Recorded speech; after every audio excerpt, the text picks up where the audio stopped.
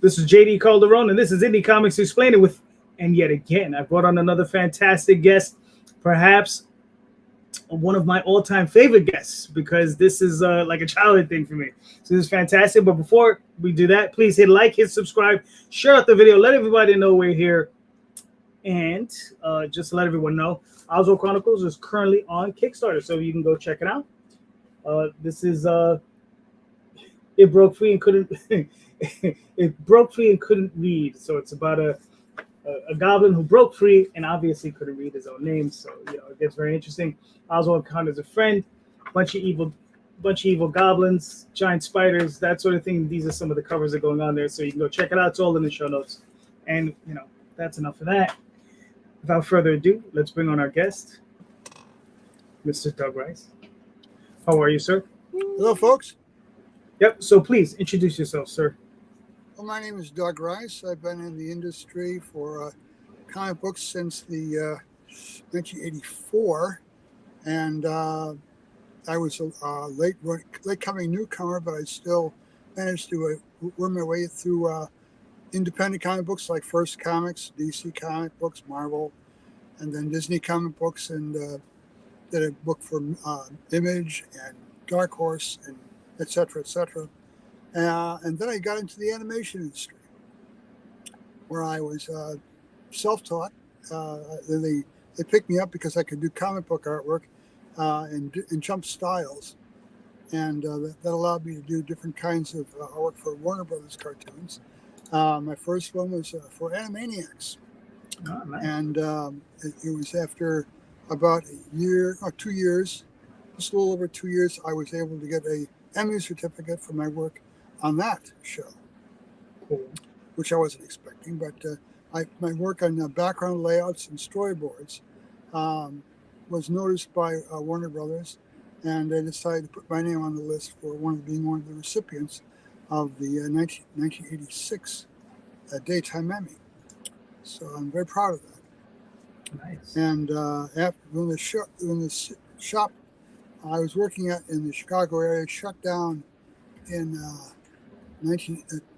2001, I began doing freelance again, doing various independent comic books, and during that period of unemployment, I wrote a novel and got it published, and Nice.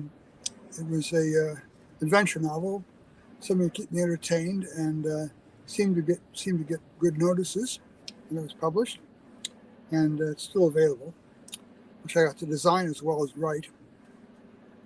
And in the meantime, I've been pulled into the teaching profession at Columbia College of the Arts in Chicago, teaching traditional animation courses. And that's been since fall of 2013. And it's been going pretty well since then.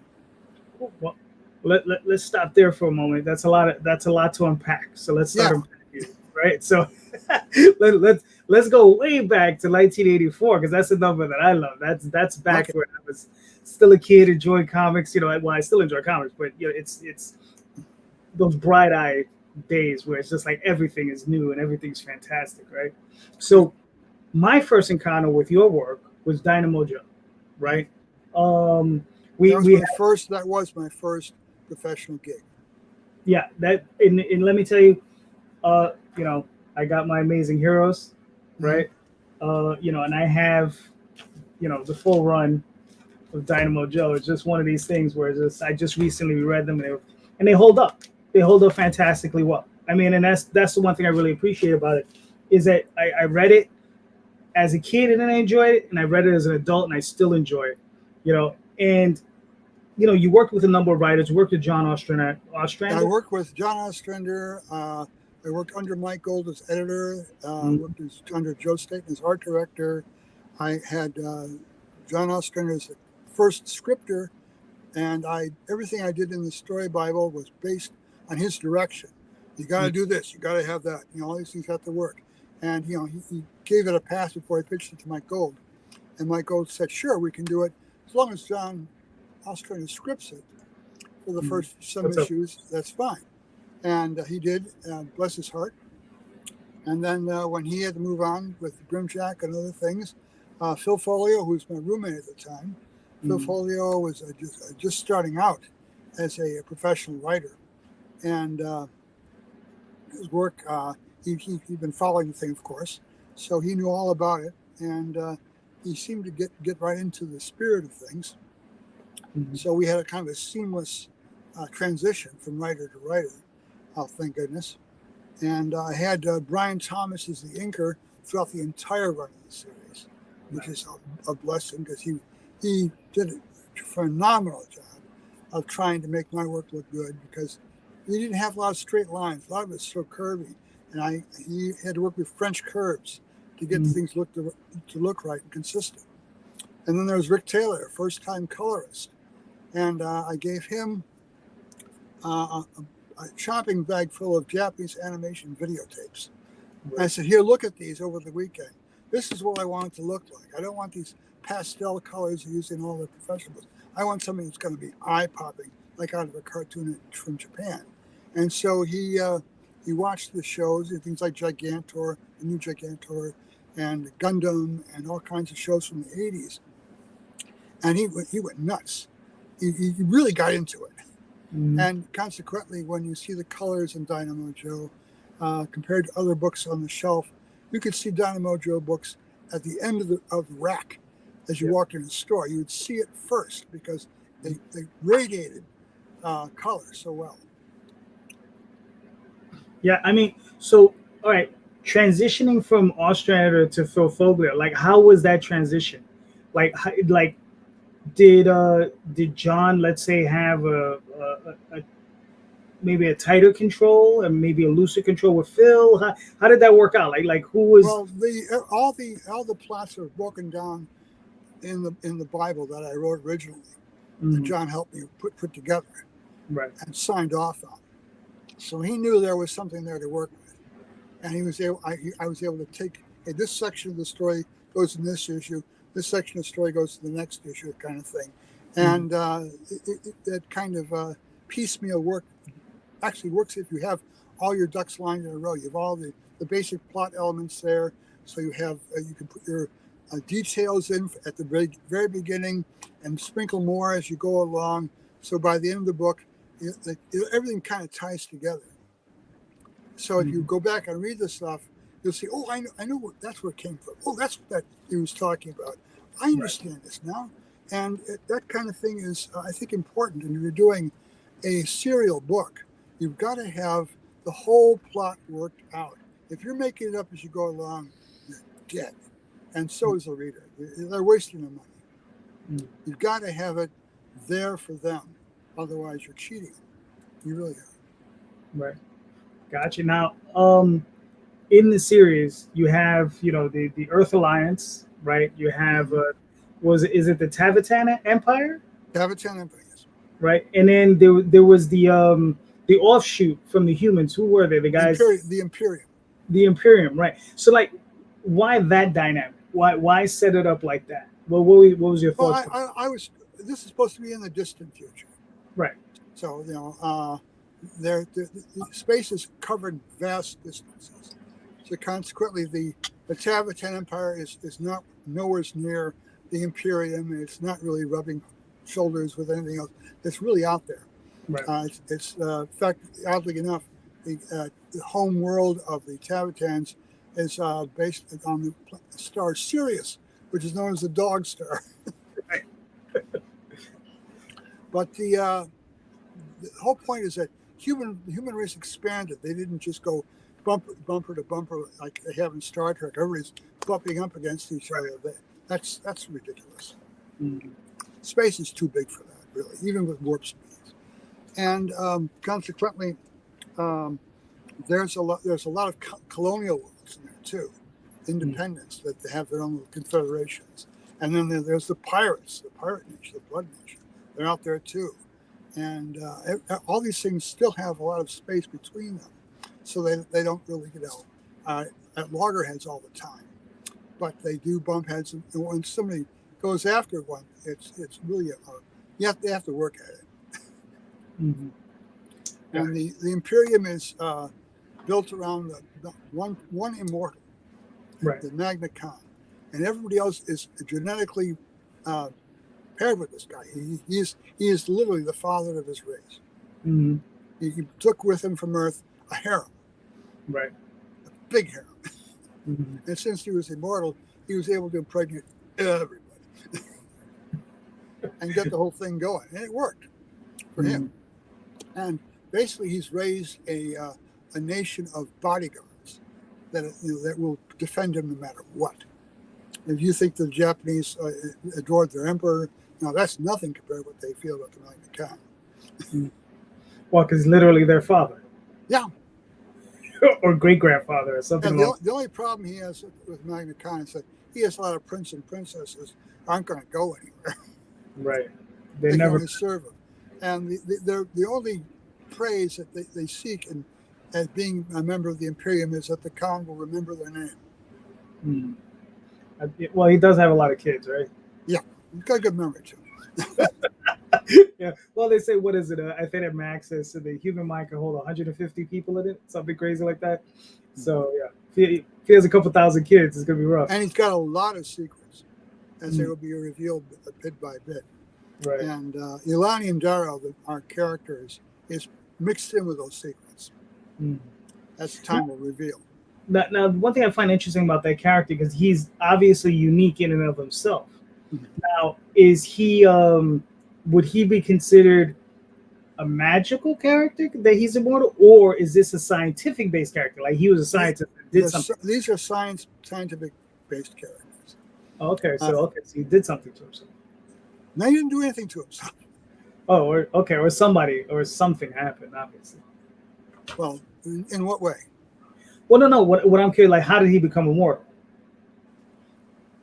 Oh, you're talking about Darrow? No, not Darrow. The Magna Carta, the secret to immortality was discovered centuries before this story happened. However, the reaction to mortals, among mortals, was that they didn't like that. Right. They didn't like immortals. They hunted them down. They killed them. Right. That's why the Magna Carta, when he left, he had his army. He had an army around him protecting him. Right. So he's the only immortal there is. He's the only one known about. And anybody who is discovered to be immortal immediately gets hunted down and destroyed. Interesting. Okay, that's interesting. They've proven from past experience that immortals are extremely negative towards mortals. Right. Because they can do what they do, for as long as they do it. And the only way to control them is to just you got to kill them. Right. Okay. No, that makes it's a good amount of sense. Yeah. No, it just sounds like a very interesting story. Like what happened. What's his background. And do you eventually get into it? Yes. Oh yeah. These things will. You get more into it in the second part, and by the third part, a lot of other questions arise and get answered too. But it is a very involved process, and it'd be a crying shame if I don't get to it. Right. Now, that's one of the other questions. I know we've already talked about this a little bit. Is like, I know you can't discuss it too much, but what can you reveal of the future of Dynamo? Well, we've had several false starts trying to get the book first reprinted so that we can do corrections and expansions on it for a new audience, as well as the old audience. And we're still developing, trying to work out a system where we can recolor the book digitally. In the short term, I wanted to do a reprint of the first stories in 3D, black and white 3D, because I found out when I was working on the Roger Rabbit series for Disney comic books that my style lends itself very much to the 3D work that appeared in those comics. Right. And I said, Dynamo Joe looked great this way. And I've also got a short giant robot series called Champion Slow 7, which I did before Dynamo Joe, which I can use as an inducement for another 3D story that'll round out the book. So that will at least keep the property alive. long enough to introduce what we hope will be a line of toys using the 3D printing method that is being worked on even as we speak. Okay, cool. Now, now as far as Dynamo Joe goes, is there any type of do like when do you think you'll be able to make an announcement as to what's going to go down? I'll jump in on this. Let Charles. Yeah. The hope is to get a proper inker to take the pages and clean them up properly digitally, and then work with a colorist who can modernize the coloring but stay with the palette of the original books. It's almost like what they did with the EC Comics, but superior. Okay. And then we would collect it and put it out in a Kickstarter, either as 1 or 2 omnibuses. And then from there, grow and develop the conclusion series, and also hopefully have enough slush to do Dynamo Joe robot toys and monsters. Yes, that would be awesome. I think my involvement in terms of creativity, I could write the thing and I could lay it out, but I cannot do a monthly book anymore. I'm way past that. And so getting somebody to do the finishes on the book as closely as I can to reflect the original style, because my layouts are pretty tight. I'm hoping I'll get somebody who can read the layouts well enough and, do the kind of line work that Brian Thomas did, and somebody can do the kind of coloring that Rick Taylor did. But it's going to be a process of getting all that lined up. And so far, we haven't had much luck. I got you. Can we discuss the issues you've had with just getting the whole thing done, or are you allowed? Well, the original idea was that somebody was going to re-ink the whole book, which I didn't think was going to be practical because the line work would still be different than the first book, and consequently the changes would be noticeable. And no good real fan would settle for that. I certainly wouldn't. And the samples we got, even from color samples based on these inks that were done, they didn't follow the original template that Rick Taylor laid down at all. They kept going off in their own direction, and didn't look right. Is there any reason you can't use the original inks? Yeah. We want to upgrade the artwork. There are mistakes that were done in the original series. It's a matter of finding a way of getting the black and white line work separated from the color, and getting new colors put in based on the original ones, but corrected and enhanced with digital. Right. So here's a question. So were the colors done together with the inks? Was that one image? Oh no. The ink pages were ink pages. They did the colors were done on reduced pages. Okay. Tailored by hand. Yeah, but you sold all the art. Yeah, the artwork's gone. The artwork's been gone for a long time. Gotcha. Those were salad days, and I had to eat and pay rent. So those pages went right out the door. Because I would imagine tracking them down. Oh, it's impossible. Yeah, it's impossible. Yeah, because they're probably in 1,000 different dealers' hands and tons of. You can find some of them still floating around there, being traded back and forth, but by and large, there's no way of tracking any one issue down. Right. And we couldn't even.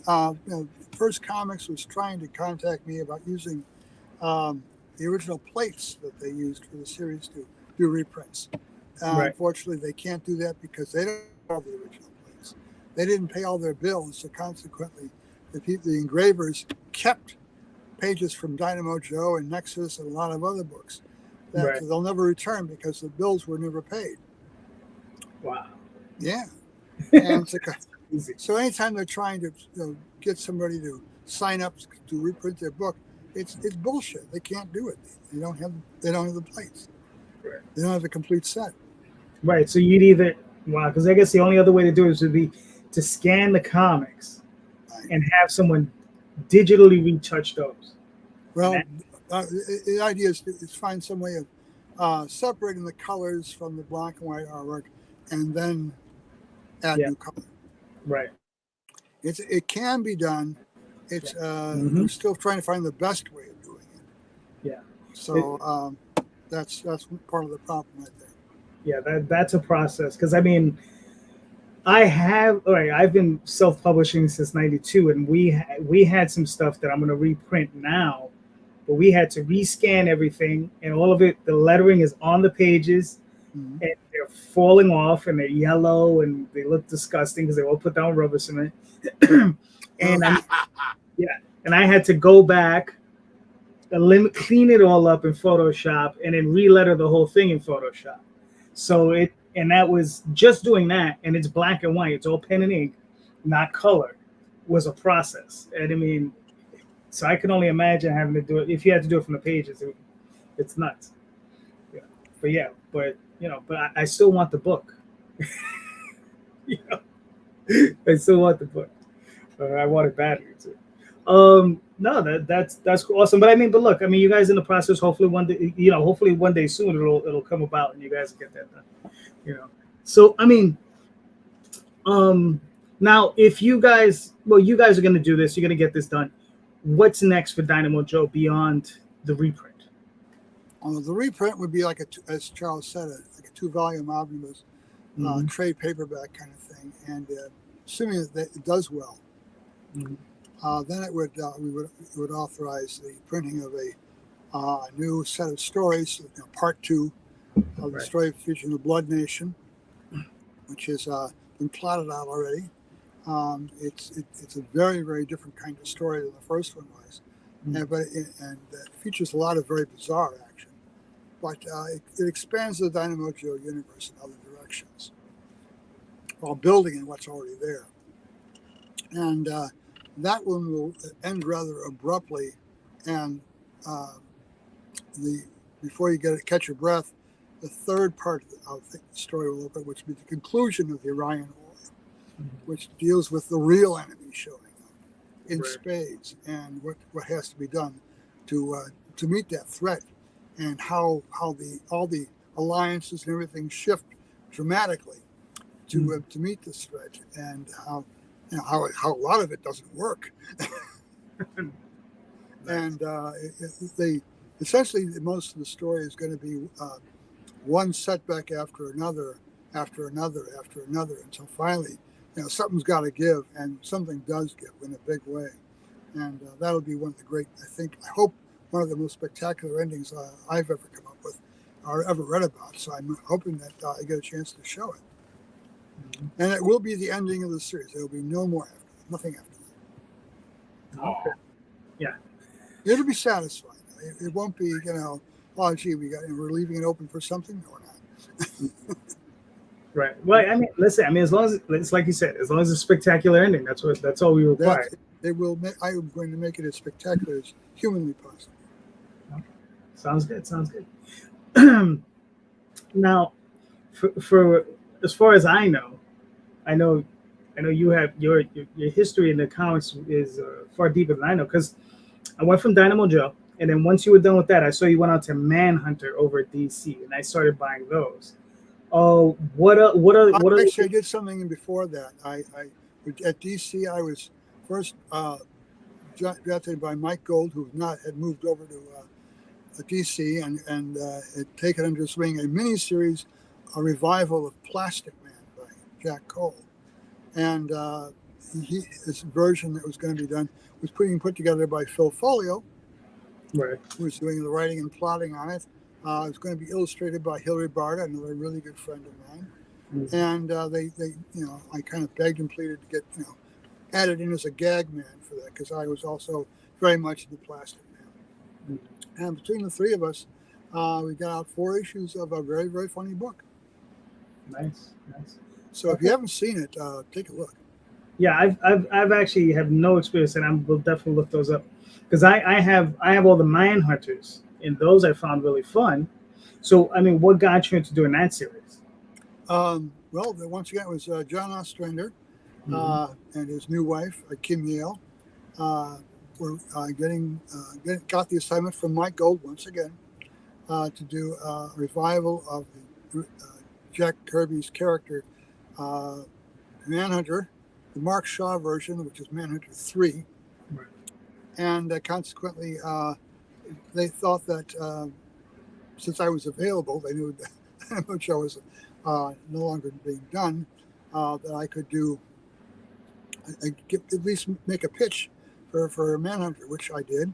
I sat down with an artist named Tom Artis, who did Tail Gunner Joe for DC also under Mike Gold, and who's a great designer. And he, best is late Tom Artis.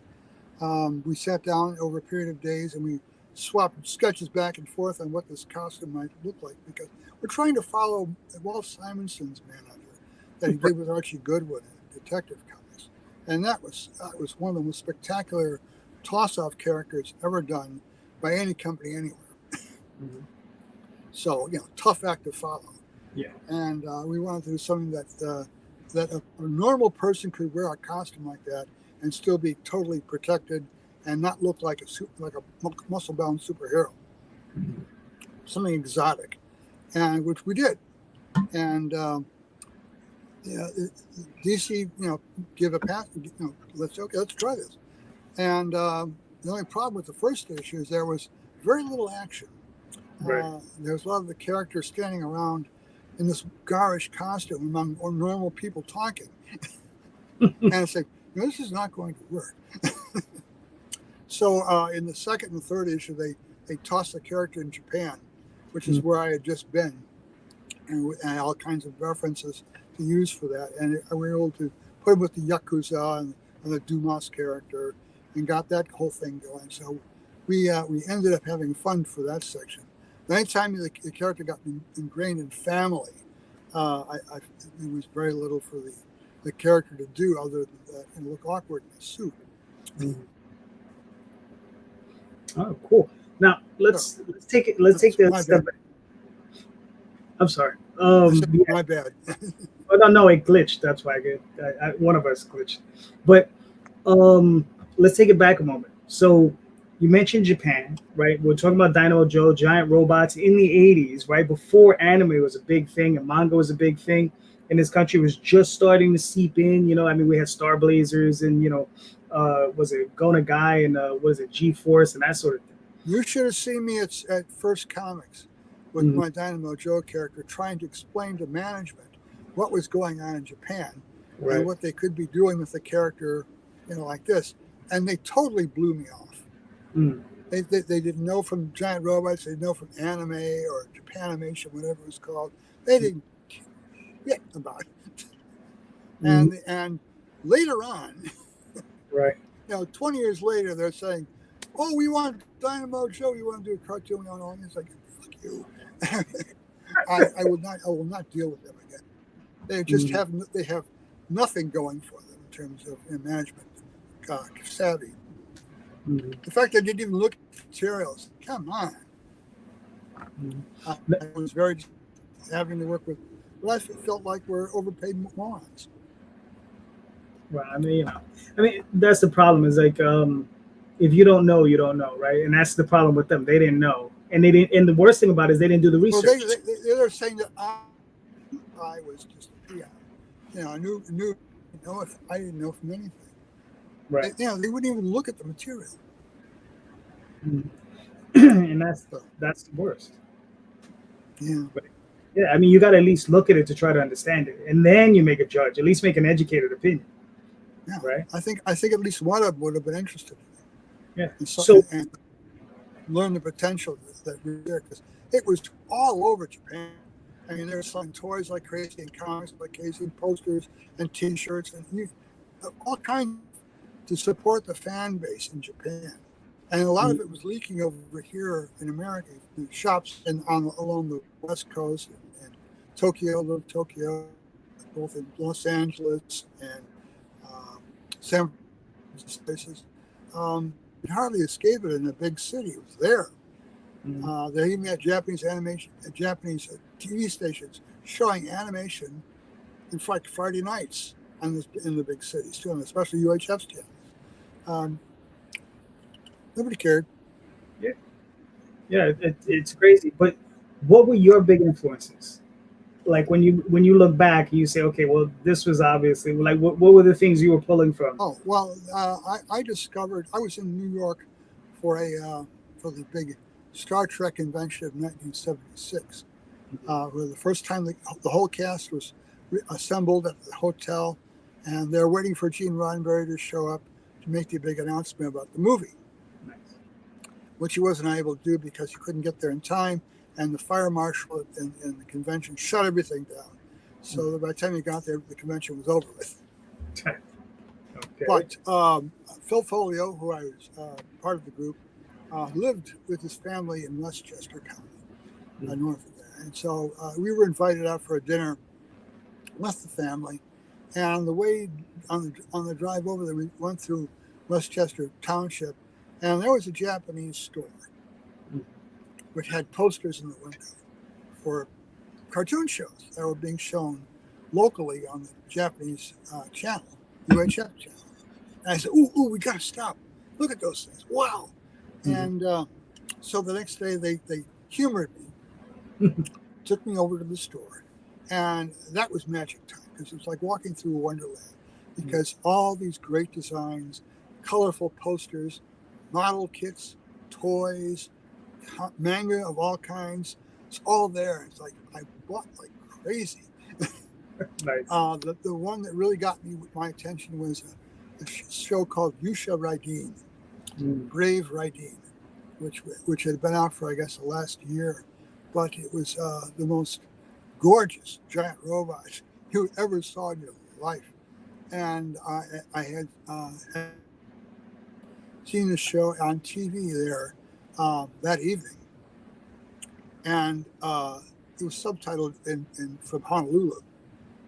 Nice. And it just blew my mind because this is a time when we had Scooby-Doo and the Smurfs and things like that. You had nothing like this. The sound effects and the violence, explosions, and the limbs being hacked off monsters, all that kind of stuff. Wow. And I immediately, that tripped my trigger right there. Whatever else I was interested in, this now became number one. And I went back to Chicago where there was nothing like that. There's no shop like that. But they did have shops that had art supplies and some had mangas, the TV mangas. And I was able to start collecting those. I learned about the live action shows like Kamen Rider and the Ultraman series they ran. But the giant robot stuff really got me going.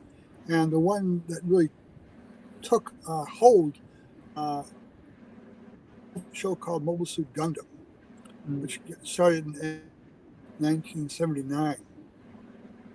And it was the first, what they call real giant robot show. Super prototypes, heroic robots designed for this purpose and that saved the day. And they're part of an assembly line. And they're part of a war not against aliens, but against other humans who had their own armies. And they called those real robots. And they were marvelous because you could get some really deep stories there. And while they still had the kid or teenage pilots and such, the stories indicated that they really wished they could do something more adult. And in a couple of years, they came out with a show called Votums, Armored Trooper Votums. Same studio, same real robot concept, but they made sure that there were no kids in it. It was the first time they designed a robot show specifically for an older audience, older teens and adults. They had grown up with the earlier shows and they wanted something more sophisticated because they hadn't outgrown these for the models and the toys and that kind of stuff. They still collected. They were the core nerds of Japan. And bless them, that mentality spilled over to America. And we began collecting, even though we didn't know what the show was, Mobile Suit Gundam models were everywhere and they were cool compared to what was being offered in our country, which is like old World War II airplanes. Right. No, because I think my first introduction to anime is probably Star Blazers, Uh-huh. right? And either around the same time or not soon after would have been G-Force, right? Before G-Force before that. Okay, so yeah, but it was those two, and those were like the first two that I remember encountering. So yeah. Yeah, I was lucky. I was still working on Dynamo Joe when I was offered. Phil Foley and I were offered a gig doing the first Star Blazer comic books for Kamiko, Hmm. and we were and I really wanted to do it. Right. So I worked out a schedule where um, Paul Guinan was able to do a backup feature in Dynamo Joe called Cargonauts, which allowed me enough time to work on the Dynamo Joe main feature and this quickie 4-issue miniseries. Right. And we were going to continue the storyline of the Comet Empire because, after all, it was called the Comet Empire, and all they did was destroy the big city. They didn't destroy the whole empire. Right. So we had the Empire, going after Earth after that, and which turned out to be a pretty popular storyline.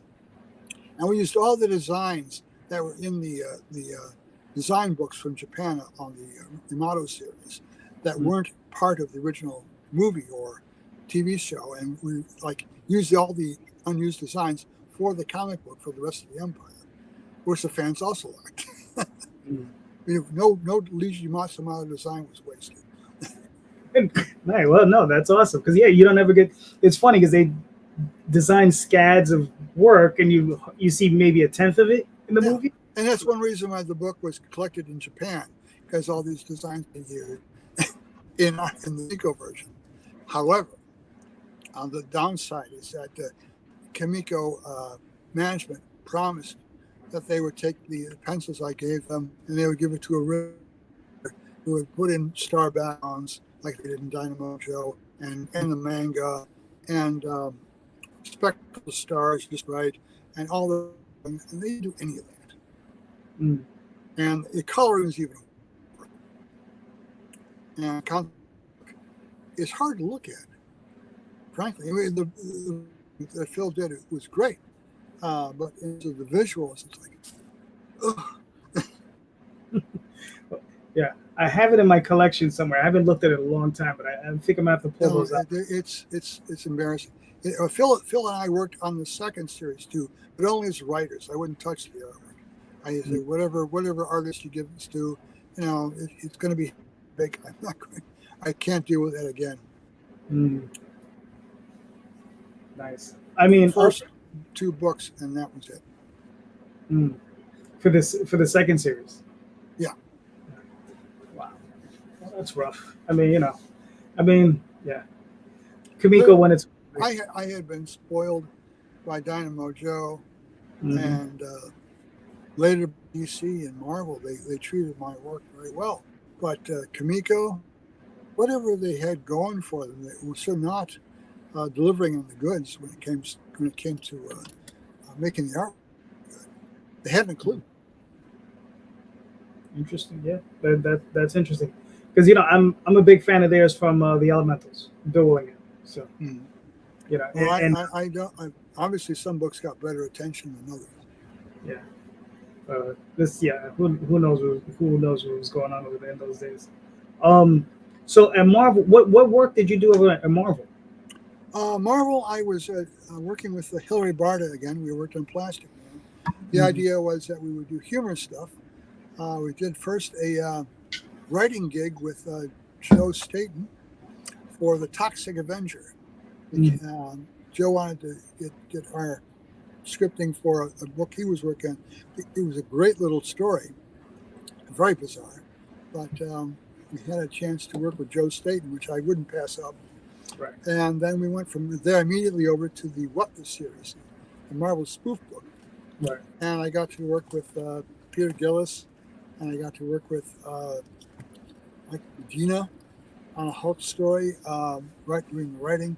Then I got to work with Hilary again doing artwork for Swamp Thing, Man Thing crossover parody. Right.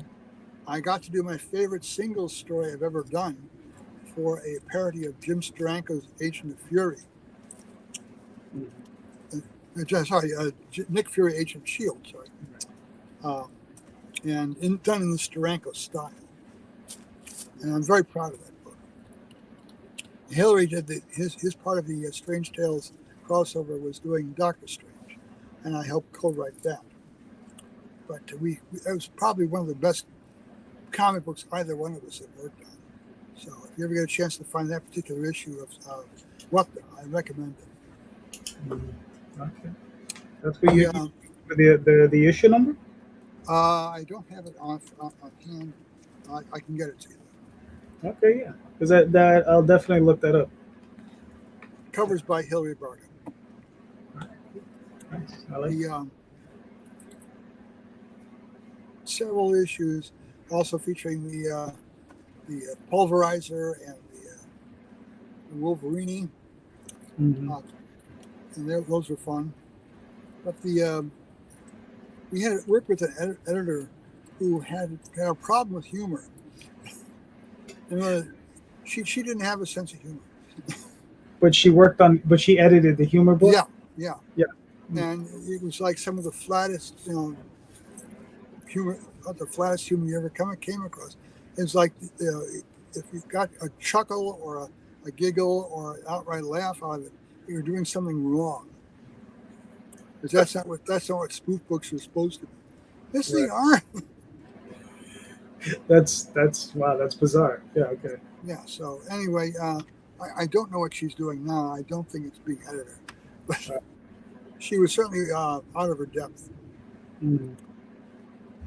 She probably should have been, I don't know, maybe doing some adventure. Anyway, Hilary Barton, I continued doing humor books. We did a spoof of Spawn for Image comic books, which I'm very proud of.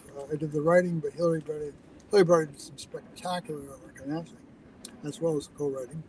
And that was a lot of fun. Unfortunately, the book was not received very well by the Image staff. The book was premiered at the Chicago Wizard World, and the book arrived on Friday morning, and by the Friday afternoon panel, which featured the Image group, they announced the cancellation of our book. So, all right. So how'd that go? So guys, okay, let's get this a read over. Okay, these guys are done. It's like, we're done. There will be no more. And the fans didn't even get a chance to read it. Right. That's funny. So I mean, what did they give you a reason, or just did the main? No, they didn't like it. The Spawn character being spoofed like that was not the guy who drew the strip. Didn't care for it. Gotcha. He did not care for it, and I got the feeling that whatever strip we did for next was going to meet with the same reaction. So, we didn't mind so much losing it. We didn't need the grief, but we had fun doing it. We had a lot of fun. Nice. Now, who initiated that though? Like somebody at Image had to be like, "Yeah, guys, come do Mark this." Silvestri did. That's funny. Mark Silvestri was a buddy of Hilary Barton, and he got them all excited about the fact that we were popular over at Marvel doing the What the stuff, and we did the Plastic Man miniseries, and then we got the go ahead to do a first issue of featuring parody of Spawn called Spune, and that went over like a lead balloon. Right. Well, at least I guess with Todd, right? He was just like, guys, I'm doing serious work here. Live and learn. Yes. Live and learn. Well, as they say, as they say, you can't insult the master, right? Try. Go ahead and try. Right, you can try. Exactly, you can definitely try. So I got a question for you. So back in the day, you were obviously enamored with anime and manga, right? What are your thoughts on it today? Are you even looking at it? Have you gosh, involved? I have a source for the latest movies and whatever anime I want, old or new, because there are some gaps I had in my collection. But I do still find the whole genre of anime in science fiction or action or fantasy and a lot of the movie work to be very watchable. Oh yeah. and generation upon generation. There have been some shows that seek to take it in a different direction, which I find I don't really appreciate, and neither do the fans. But at least they're experimenting. I applaud the experiment.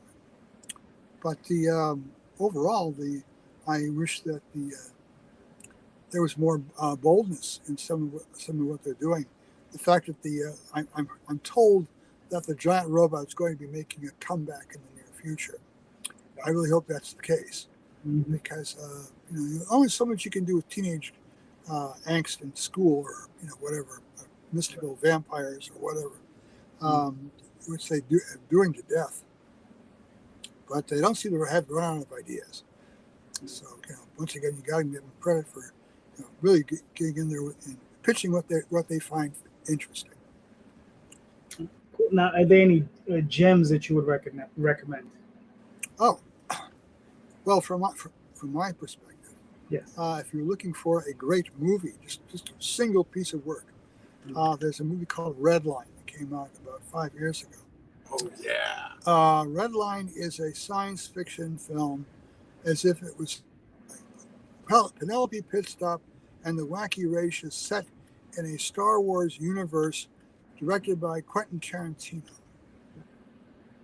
And it is something it has no social redeeming value whatsoever. But if you're going to watch it, disconnect the phone, turn on the headphones, get your pot, and just sit back and let it roll over you. Because it's some of the greatest. They got every talented 2D animator in Japan lobbied for a position on to do one scene because of the amount of material being done, the way the story presented, how good it is. It stand up well. It's something you can watch over and over and over again, and it still has power. And I really, really recommend it. Oh yeah, I've watched it myself. I've recommended it a number of times myself as well. I remember watching that opening scene, the opening scenes where you see that initial car race, and the artwork in it. You see these humanoid dogs, right, and they're talking. Yeah. Right, and they're just part of the background, and you're just passing by them. And I remember it's like a series from Metal Hurlant come to life. Yeah, actually, it reminded me a lot of Paul Pope, like his ink style. I was like, that is great because it's such a heavy ink style. I was like, it's not something you see a lot in anime. And I was just like, really exactly. That's why the animators were so excited working with this particular director, because he was not doing a cookie cutter anime kind of style. Yeah, he was doing it in a very illustrating style, and that with a budget and that kind of talent behind it. Wow, yeah. Sign me up. Yeah, no, that was an incredible one. I mean, my understanding is it nearly sunk the studio. Well, it still remains to be one of the great films of all time. Yeah. In terms of the genre, the science fiction in animated form, it's a tough thing to beat. Oh yeah, yeah, definitely incredible. Now, going from comics, you went into animation. Now, how did that flow? Like, how did that break? After a while, when I was working in comics, the comics began to dry up. You work for a couple of. I did the Roger Rabbit series for a year, and then the company changed hands, and they said, "We're not doing new comic books anymore. We got 40 years of back issues of Disney comic books. We're going to reprint them, and any other material we need that's based on a new movie, we got a studio in Argentina that'll do it cheaper." Right. So that was the end of that. And they were doing more Roger Rabbit anyway. It was like they shelved that, and everything else I worked on was like one issues, one-offs that were we got a study. You want to do this? Sure, I'll do that. Everybody would come in with some a project for bubblegum card or something like that. and like the Garbage Pail Kids. We would work on that, and it's like it's not too exciting, but it's work. Mm-hmm. The phone stopped ringing, so it was began just doing my own work, stuff to keep me busy. And the phone did ring. Mm-hmm. I was home. And it was a group, it was an animation studio locally, which I didn't know there was one. But it was in the south suburbs and I'm in the north suburbs. And they wanted to see if I'd be available to do some concept artwork for a science fiction project they're doing for animated series. Mm-hmm. And I said, yeah, sure. And even though we're far apart, we met in the city for lunch, and I brought my portfolio, and the president of the company looked over the material and said, yeah, this is what we're looking for. Would you mind working for us for a couple of weeks? You have to commute. Yes. Chris McClanahan was her name. Her husband was John McClanahan, who ran the studio called Star Tunes, based in Homewood area of Cook County. And it was almost a 3-hour commute for me. So it was a long 2 weeks. I showed up on time. They picked me up at the train station to walk the long distance from the train station to the studio, and set me to work on these designs they had for a series that was going to take place under the earth, a race of super insects called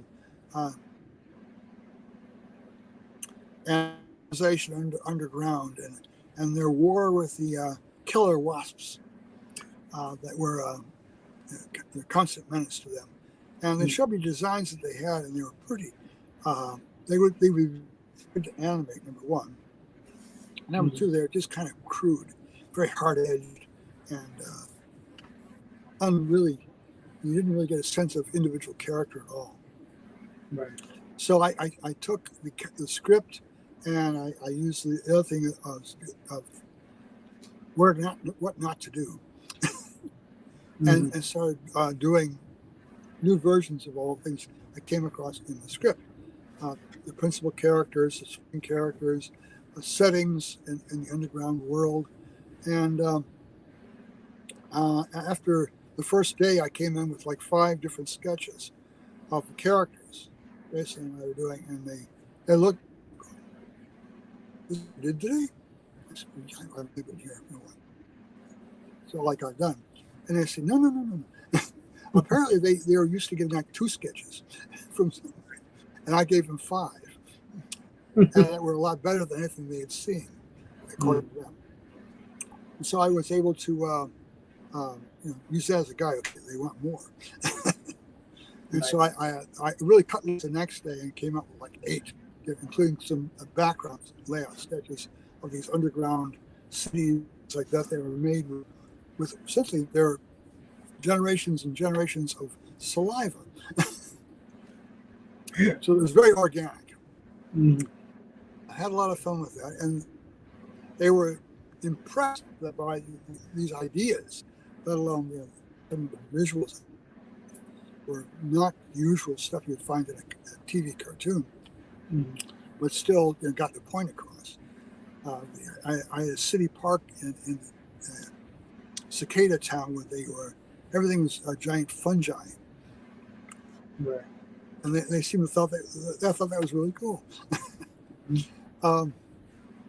Anyway, after 2 weeks, they offered me a job full time. I said, well, I can't animate. Never animated anything, not even a little flip book. And I said, don't worry about it, because they had been testing me the whole time in terms of doing things. You can draw backgrounds, and you can do storyboards. You can do comic stuff. You can do storyboards too, and anything between assignments that finds you at loose ends will train you how to do cleanups, how to do in-betweens, and how to do that kind of key animation step by step. And they did. They taught me to do that in the course of a year and a half. I ended up my collective work. The first show I worked on was a show called Animaniacs. Nice. And the first episode I worked on was an episode called Brainania, featuring Pinky and the Brain. And based on that work, Warner Brothers, my backgrounds and storyboards so much that they included me on the 1986 Emmy win, daytime Emmy win. It's going to be contributing to the win because, see, where I worked at Star Tunes, south of Chicago, they would 6 episodes of a 26 episode run from Tom. He would send my boss, John McClanahan, 6 episodes, and our team at Star Tunes would work on those episodes done over a longer period of time. We can make them look better. You spend more time on it. And consequently, ones that were offered up for Emmy consideration were our shows. Nice. So consequently, my name figured prominently enough, along with Ron Fleischer, who was the post-production director at Star Tunes, who was able to take his specs and all that the end and put it all together for a finished film. Because we would get a mag track and a script, and they would get back finished film ready to air. And that's how the system worked. Because if we gave them something partial, they couldn't use it. But we worked out a system where we could facility we had it in Homewood. And the funny thing about it is that little town of Homewood never knew that we were doing animated cartoons there. All we had on the door, a little business card, taped to the Star Tunes International, and that's it. That's for the postman. Nobody knew that and to this day they still don't know that there was an animated studio making Hollywood cartoons right here in Homewood. And I still. That's funny. Now, is there a reason that they did that? Or they just didn't want the local? In order to get work done, if anybody like we had kids or schoolers, having field trip tours and visitors of all kinds, we would never get work done. Right. And the whole point of having a studio there was so. Gotcha. Cool. Now, then you said you after that you folded over into teaching. So now how's that working out, or how has that worked out? Well, I mentioned Ron Fleischer, who did the pre-production at Star Tunes. Yes. He was an amazing guy, very, very talented. Definitely Oscar Bill, if you ever had the chance. But he was applied for a position at Columbia College of the Arts, which is one of the preeminent schools in the area that has an animation department. Though a fledgling one, it's really kind of rough. And he came in there and helped pull together various elements for drawing animation and designing for animation, and putting together classes that allowed for animation production within the school curriculum. And not too long after that, he realized that I wasn't doing anything. So he asked me to come in as a guest speaker and to talk about one of my hobbies, Japanese animation. I would do a history of Japanese animation from the early days of the Doga period to the pre-war and the war period, post-war period, and all that kind of stuff. Building up how the anime came from like nothing and then became super powerful as an economic force in Japan in the 80s and 90s. And those, I did 2 lectures and they went over pretty well. And then they offered me a position. They want to do classes based on animation layouts and storyboarding. And the first class is going to be co-taught with Ron Fleischer to make sure everything's. And if that works out, we're going to put you in a regular position. I'll be doing part-time. I'll be a part-time professor. And so I said, sure. I had nothing better going on. And fortunately, I seem to have just enough aptitude to do that. And I've been doing it since the fall of 2013. And with one semester off for a heart surgery, but other than that, I've had a pretty good so far. I'm teaching again at Columbia this semester. Nice. Now, teaching the student, are you teaching animation? Or are you teaching comic art? Well, I'm grounded in traditional animation courses. My main course is the animation backgrounds and layouts. Mm-hmm. So I teach them the principles of designing background layouts. And even though a lot of the lessons are for the digital age, the big all the material starts 2D and is transferred over to 2D to 3D or CGI. The simple precept that they're trying to copy everything that was done in 2D and make it. So that's pretty much how I teach it. This is where it came from. This is where it's going. Right. And that premise works. A lot of the students that have gone on to careers in animation can talk a better game of what they're doing and why they're doing it a certain way with the management or the directors and things, and these have no grounding at all in old animation. So they like that at Columbia. And the other classes are storyboarding and advanced storyboarding with concept development. This is that deal with transition, dealing with how stories were originally made that way, process involved. And then from week 7 on to week 15, they transfer to a software package called Toon Boom Storyboard Pro, one of the industry standards. And the students get that for free while they're in doing animation at Columbia. The next several weeks, learning step by step how to bring the outline of the first 6 weeks into the digital, develop it not only as a series of images that are stuck together that appear to get a chance to be animated, moved around. They have camera effects, fade-ins and fade-outs and cuts. They get to add sound, music, sound effects, even voice tracks, so that by the end of it you have a little mini movie between 3 and 10 minutes long, which is their final project, which is how they're graded at the end. And once again, this seems to be going over pretty well.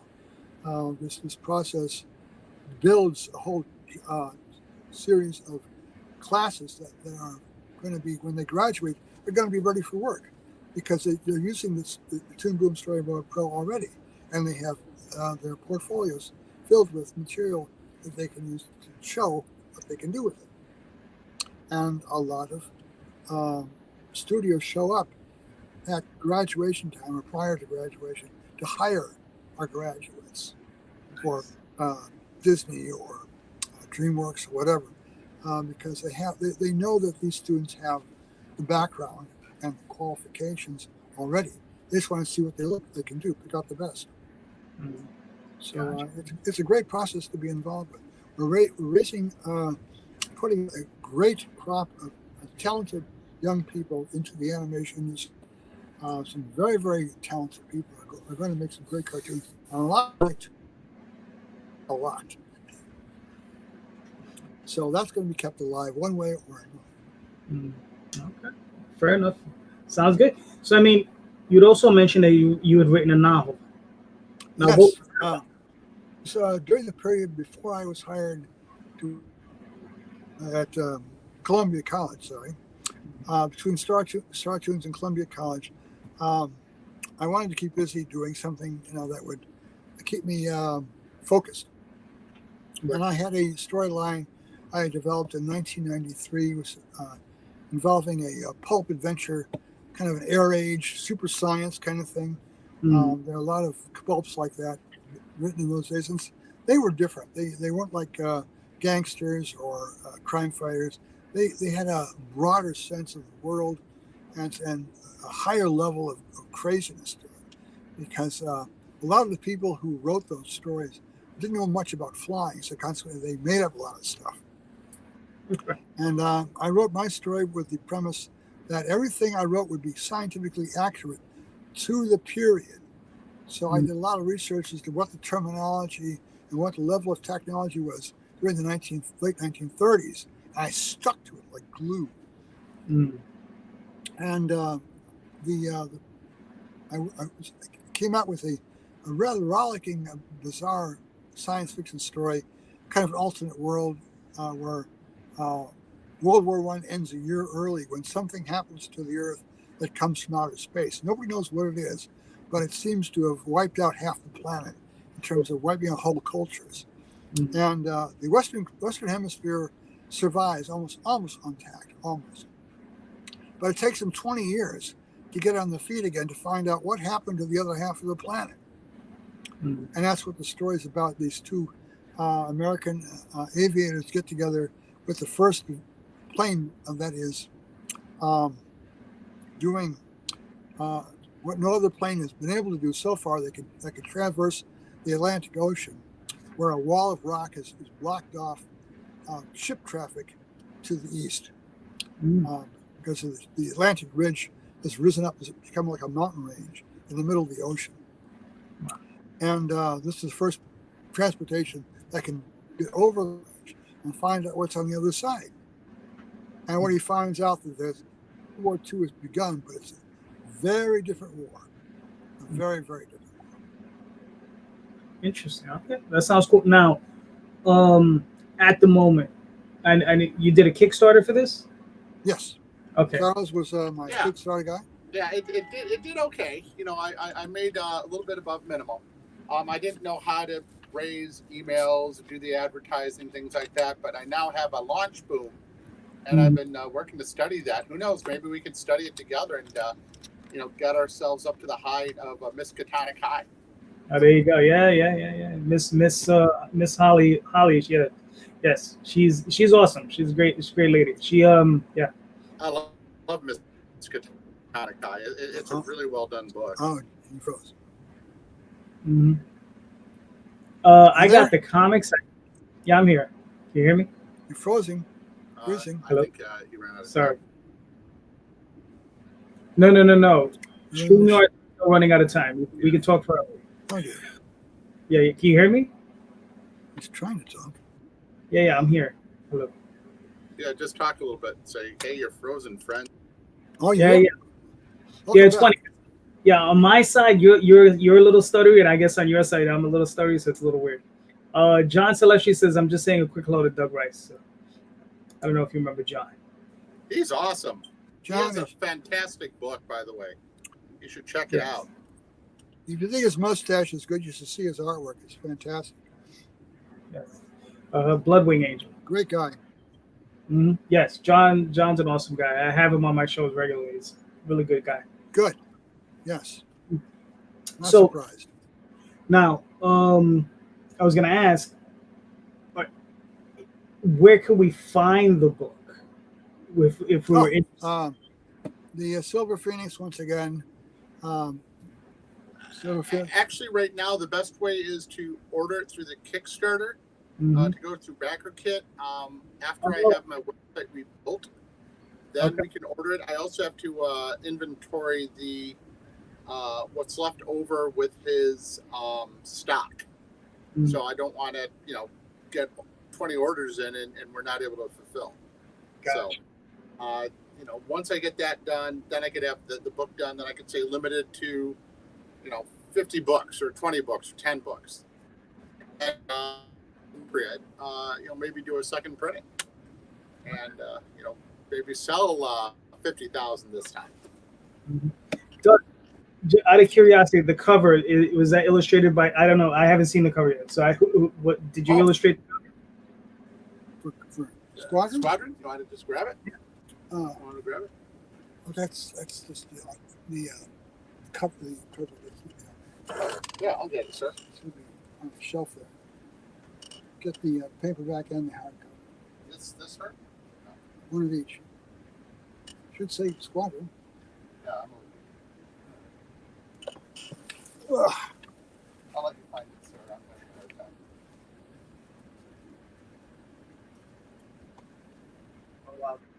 While Doug goes looks for that, I will show you guys some Dynamo Joe covers. Look at that. You guys can see that. But that is Dynamo Joe. Okay. I'm a geek. Okay, here's the Okay, cool. hardcover version. Nice. And here is the paperback version. Nice. Now, how many words did that come out to? I'm with the client right now. And also What was it? you there? It's 392 pages. That helps. Oh, okay. Well, that's every book. Probably about 80,000, 90,000 words. Somewhere in that area. I was told it was a respectable page. Yeah, it was a respectable page count. Yes. Now, how long did it take you to write that book? Oh, I took my time. Mhm. I had years to. Pardon? 7 years. 7 years. Okay. Mhm. And it was like, work on it a while, go back to it, change things, go back to it, and it just, on and off.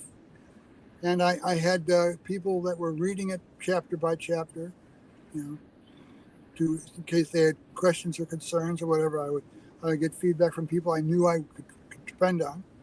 And the most touching one I got was at the very end, when I finished the last chapter, and I sent it off to a guy in Wisconsin. He said that he really, really liked it, and he died 2 weeks later. Right. So it was like the last book he ever read. Yeah. Well, sorry to hear that, but I thankfully you liked it. I mean, Well, it was touching because actually there was a character in the book based on him. So I think one of the things that touched him is that he got a little bit immortality after all. Right. He'll be with us forever. That's nice. That's incredible. All right, cool. So, all right, so Doug, I think we've run through it. Is there anything else you want to discuss before we move on to some of my goofy Well, questions? I wanted to make sure that Charles was covered. All right. Yeah, let's get you in here. All right. Just for a moment.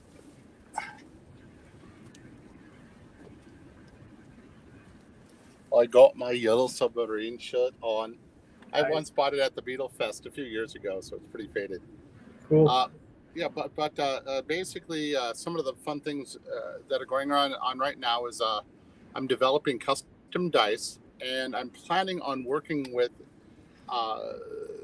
a local college of ophthalmology for working on a color palette to assist people who are visually impaired see the dice when they're rolled. I'm also planning on making them 30 millimeter so that it's a lot easier to read it and have unique art so that they could identify it to whether running their thumb or finger on it, so on and so forth. So I'm working to build up the mailing list for that.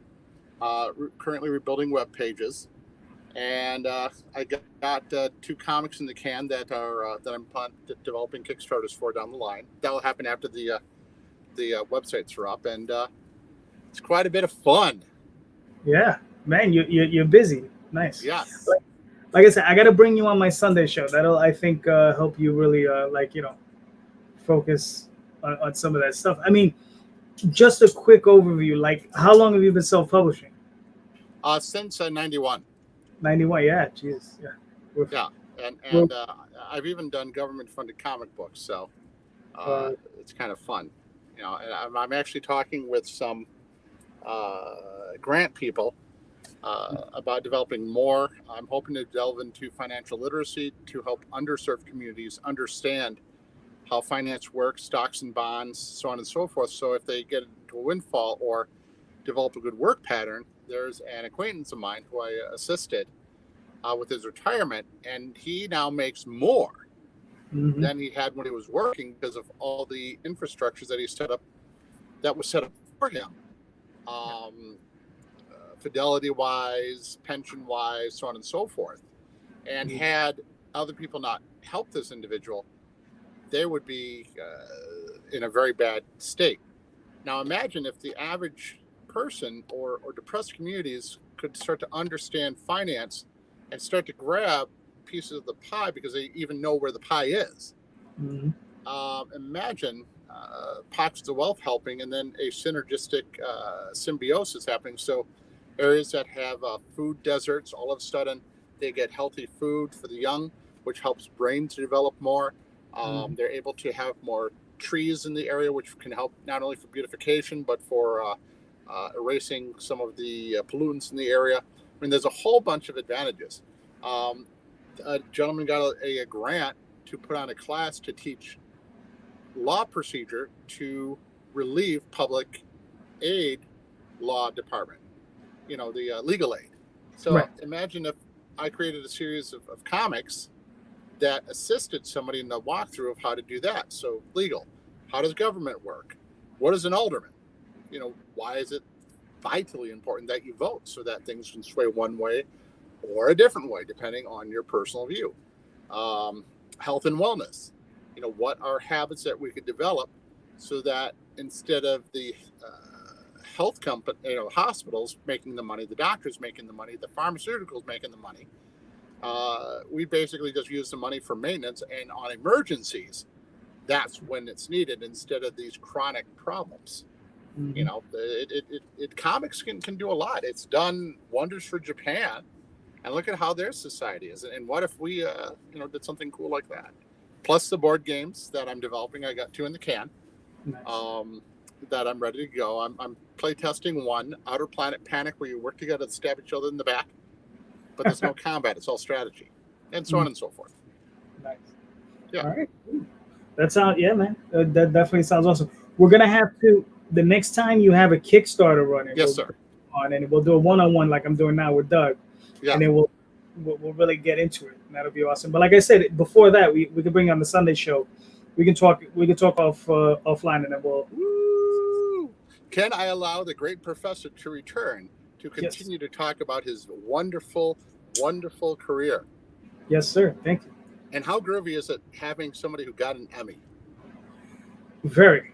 Yeah. Here is great Professor Doug Rice. Woo!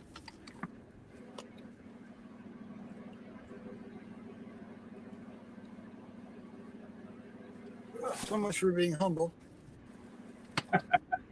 Well, it's good to have a cheerleader, right?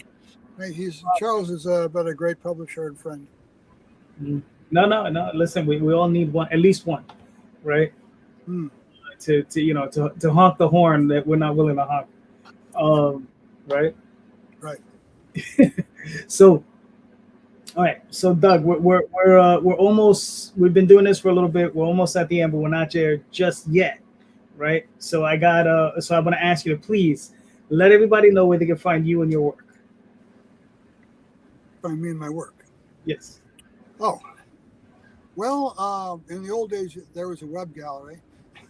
Unfortunately, the web gallery fell by the wayside and is yet to be reinstated because we've been kind of busy.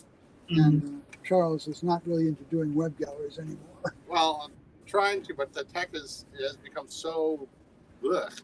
I'd like to find somebody out there who's willing to just help and volunteer for now, and maybe we are a fan of Doug's stuff. Yeah, we'll help. So if there's anyone out there, somebody can reach out. Get something going where I can add stuff on and take stuff away on my own. I'd be happy to talk to them. But the fact of the matter is, between Charles being so busy and my health issues, which have since fallen by the wayside, I'm now much healthier than I was. Nice. I haven't had much chance until now to address these kind of things. At the moment, I'm teaching classes again. So, But you're on Facebook, so they can find you there. Oh yeah, I'm on Facebook. Yes. Mm-hmm. And I have my business card, which is DERSCHTUDIO, Der Studio @hotmail.com. Cool. But I would I found you on Facebook, so I would suggest if anybody want to get in touch with you, just DM you through Facebook that I found to be really easy. All right, cool. So I have some goofy questions I like to ask all of my guests. So if you don't mind, we'll You don't get it. mind goofy answers, okay? Yeah, no, that's what I'm looking for. Okay, so here's one I ask. Oh, I'll switch it around for you. Um, if you had your druthers, right, and you were able, they called you back from the big companies or whatever company, it doesn't really matter. And they asked you to do a cover, right? Mm-hmm. Who or what character, like what book, what series would you want to do a cover for? Spider-Man. Okay. It goes back to my Marvel roots. When I fell in love with the character when the first issue of Amazing Adult Fantasy came out. And the Ditko Spider-Man was one of the reasons I wanted to learn how to draw, because the rawness of Ditko's art spoke to me and said, okay, this is the basics of drawing. If you can do this, everything else is gravy. But if you can really master what he's doing on any level, you're doing all right. And I'm self-taught. I didn't go to school. So Steve Ditko was my art school. Nice. And I would like to honor him by doing, really good Spider-Man cover that reflected his take on the character. Cool. Now, here's my second one. So if the big companies gave you a call up and they asked you to work on any book, and we'll go with other than Spider-Man because we already know that answer. Yeah. So if they called you up to do any book you wanted to do, and it could be like any company, Image, Marvel, DC, it doesn't matter. 2018, anybody. What book would you want to do?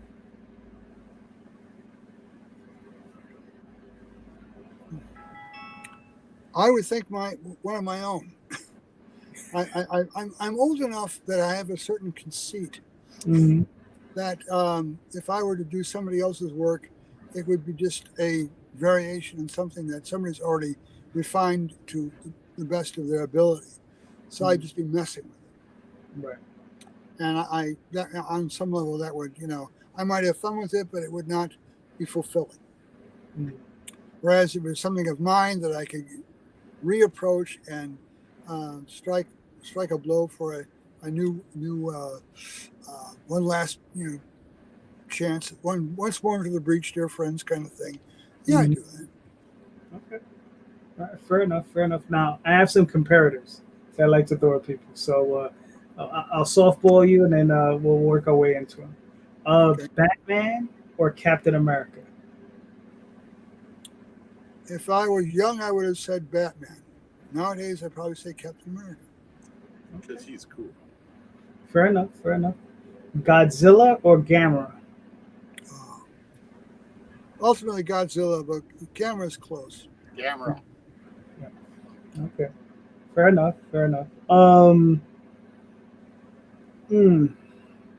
So many. Akira or Nausicaa? Nausicaa. Okay. Nice. I prefer I'm just not a big fan of dystopia. Okay. That's I'm not. Neither am I. I stopped watching a lot of the zombie stuff because it was just boring.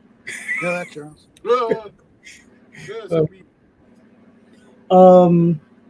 Twilight Zone or Outer Limits? Twilight Zone. Okay. Our Limits had some good episodes, but their necessity to have Monster of the Week was kind of embarrassing after a while. So Outer Limits had its limits?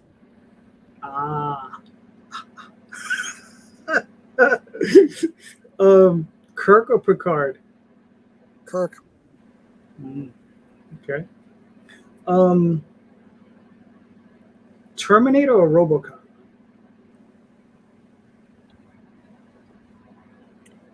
I'm going to go out on a limb and say the new RoboCop. The new RoboCop. The current, the latest one they did, not the Peter Weller one. Oh, Peter Weller is awesome. That's funny. All right. He wants a silly answer. I think that I found the other one more believable. A good rap battle. That's your answer. It wasn't a satire. It was just a straight story. Yeah. True. Wally Wood or Al Williamson? Ooh.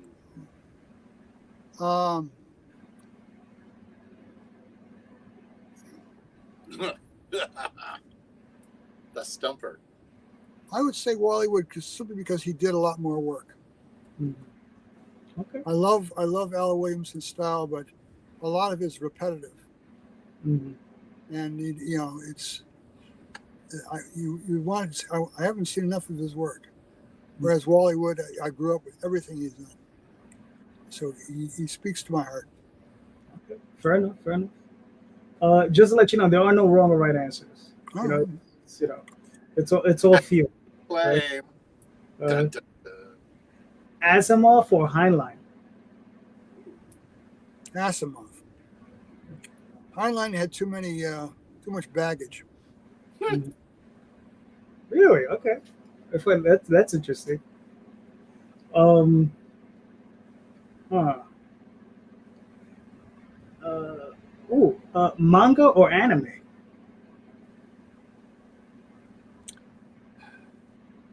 I'm going to say anime. Mm. I think that in comparison to if you compare the same properties in either format, I think anime will come ahead somehow. Mhm.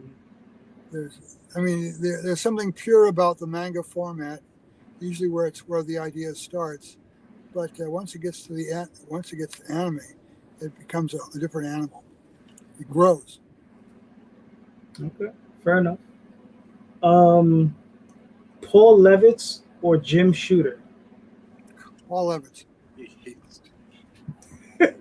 Okay. no hesitation. Gotcha. Okay. Fair enough. Um. Uh, Avengers or Justice League?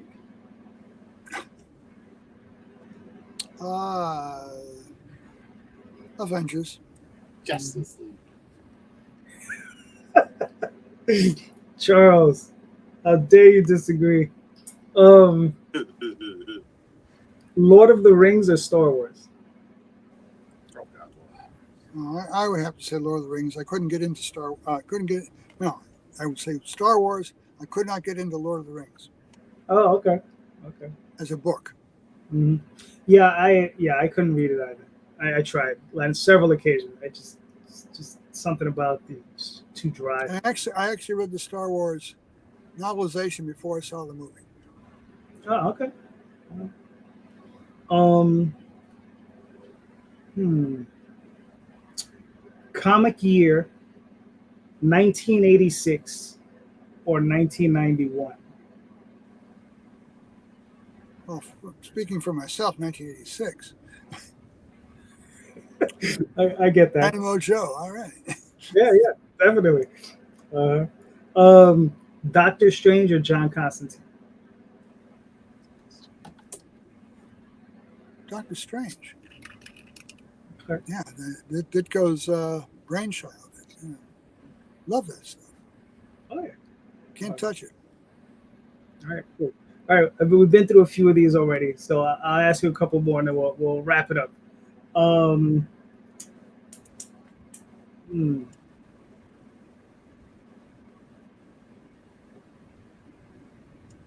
Hmm. Bone or Cerebus? Pardon? Bone. Bone or Cerebus? I would say Cerebus. Okay. All right. And we'll end it on this one. Secret Wars or Crisis on Infinite Earths?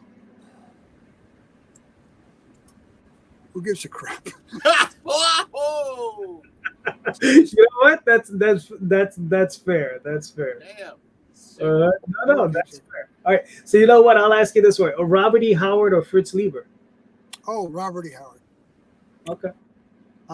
You wouldn't have Fritz Lieber doing Fafhrd the Great Monster unless you had Robert E. Howard come do it first with Conan and Cull and all the rest of it. Right. It's just the lineage. It was once you read some of that stuff, you get your own urge to write your own characters, and Fritz Lieber came up with some of the best variations on Howard that were out there. His story, The Bazaar of the Bazaar, is one of the greatest fantasies out there. But Howard did the work. He did the real work. And he did it on his own. He isolated in Texas, of all places. Definitely. Well, Doug, this was fantastic. Thank you so much. This was great. Everybody, please, keep your eye out for future Dynamo Joe. Doug, anything you want to end with? Let the fans know. Well, it's as I say, we got a good crop of animators coming out of Columbia. If they're any indication, there's going to be some great movies and TV shows coming up over the next generation. Very nice, very nice, and hopefully one of those animations will be Dynamo Joe. I would mind. Oh, that'd be so cool. Yeah. Well, thank you, JD. This has been fun. Yes, thank you for being here. It was an honor. I mean, you're one of my all-time favorites. Dynamo Joe, like, has sat in my brain for 40 years. It's fantastic. It's a fantastic work, and I want to see a giant hardcover omnibus, oversized, one day. Well, if we can do it, we will. Let's all try to make it happen. Like I said, however I can help, I will. All right. Thank you. Yep. So thank you everybody for being here. I'll be back.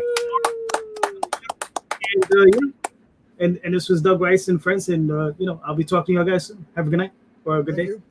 Bye-bye. Bye.